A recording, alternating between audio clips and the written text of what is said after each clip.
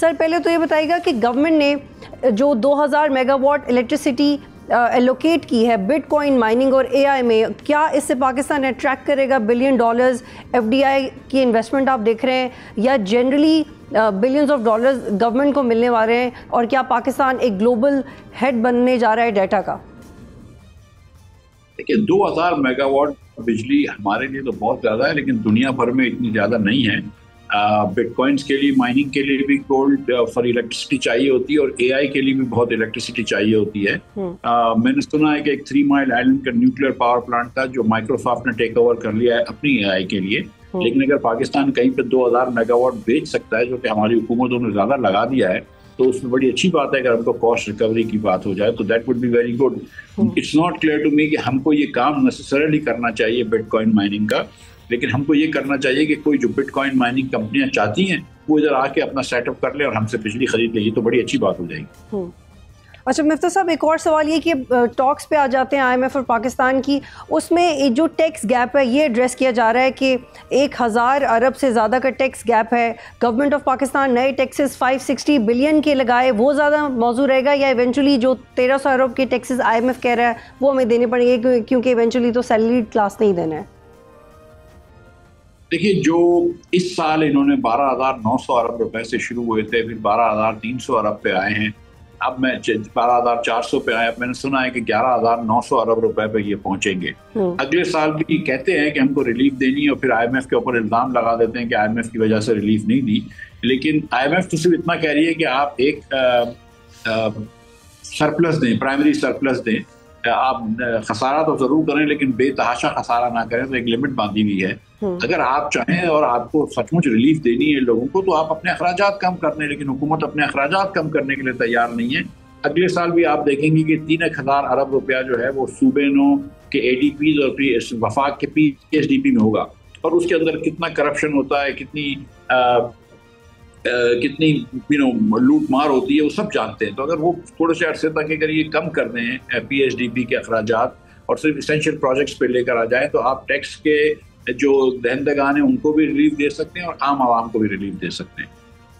और नाहिंदगान के साथ साथ मिफ्ता साहब, जो इन्होंने स्कीम्स बनाई थी ट्रेडर्स को टैक्स नेट में लाने के लिए, वो ताजिर दो स्कीम बुरी तरह नाकाम हुई है। मैं आगे जाके गुफ्तगू करना चाहती थी, लेकिन आपने जिक्र कर दिया 3 मिलियन जमा हुए ताजिरों से। ऑन दी अदर हैंड जो सैलरी क्लास है उसने 437 बिलियन दिए। ये क्या कसूर है? जो ट्रेडर्स है वो सिर्फ 1% इसमें इनकम टैक्स में कंट्रीब्यूट कर रहे हैं। तो क्या अभी भी गवर्नमेंट इसी स्ट्रैटेजी को लेकर आगे बढ़ेगी? क्योंकि आईएमएफ ने एम्फेसाइज किया है कि सैलरी क्लास को रिलीफ दें, या कोई मुतबादिल ढूंढे हैं इनके पास कोई मुतबादिल? देखिए, गुजारिश ये है कि जब ये इन्होंने शुरू किया था तो बड़ी इनको फैनफेयर था और कि हम ताजिर दो से स्कीम ले आएंगे, और जो मैं स्कीम लेकर आया था जिसमें सिर्फ 3,000 रुपए थे, वो भी हुकूमत ने ओवर रूल कर दिया था। और अब तो ये शुरू हुए थे कि कुछ ताजरों से 50,000 रुपए महीने लेंगे, किसी से 20,000 रुपए महीने लेंगे, किसी से 25,000 रुपए महीने लेंगे। और जब ताजरों से प्रोटेस्ट हुआ और पुशबैक आया तो ये 100 रुपए महीने पे आ गए कि हम ताजिर अगर 100 रुपए महीना देते तो काफ़ी है।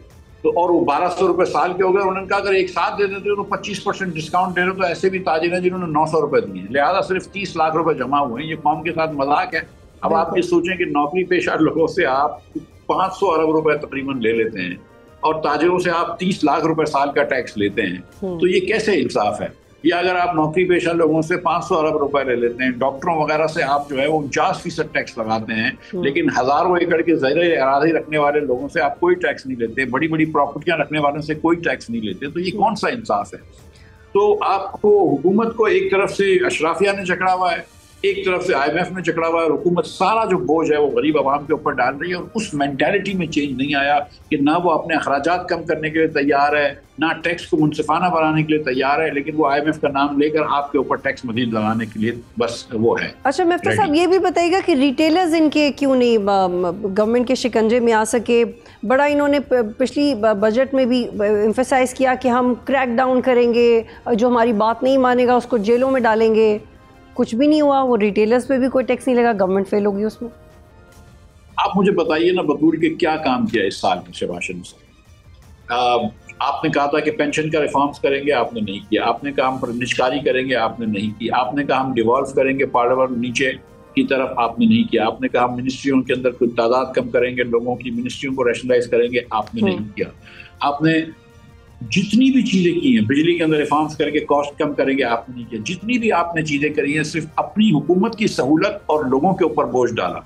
वो आपने इसके अंदर चाहे वो सोलर पैनल्स के ऊपर जो बिजली बढ़ा के बिजली के रेट कम करके आपने उनके ऊपर टैक्स लगाकर उनको जो पैसे दे रहे थे उसके रेट कम करके आपने उनके ऊपर डालने की कोशिश की, जो अल्लाह की मेहरबानी से अवाम पाकिस्तान की वजह से रुका गया।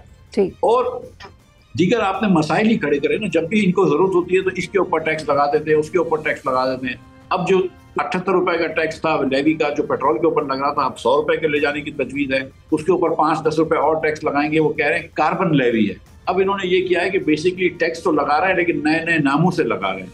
अभी कह रहे हैं कि हम 5% एक्साइज टैक्स लगाएंगे, जिसको सिन टैक्स कह रहे हैं, कि जिसमें आइसक्रीम के ऊपर, शरबत के ऊपर, दीगर दूध के, फ्लेवर्ड मिल्क के ऊपर, इसके ऊपर टैक्स लगाएंगे। बेसिकली कोई ऐसी चीज नहीं रहेगी जिसके ऊपर इजाफी टैक्स नहीं लगाएंगे ये, जिससे तमाम ये जो मिडिल क्लास मिफ्ता साहब, इसमें मुझे आप पे सब्सक्राइब करें और बेल दबाएं ताकि कोई खबर रह न जाए।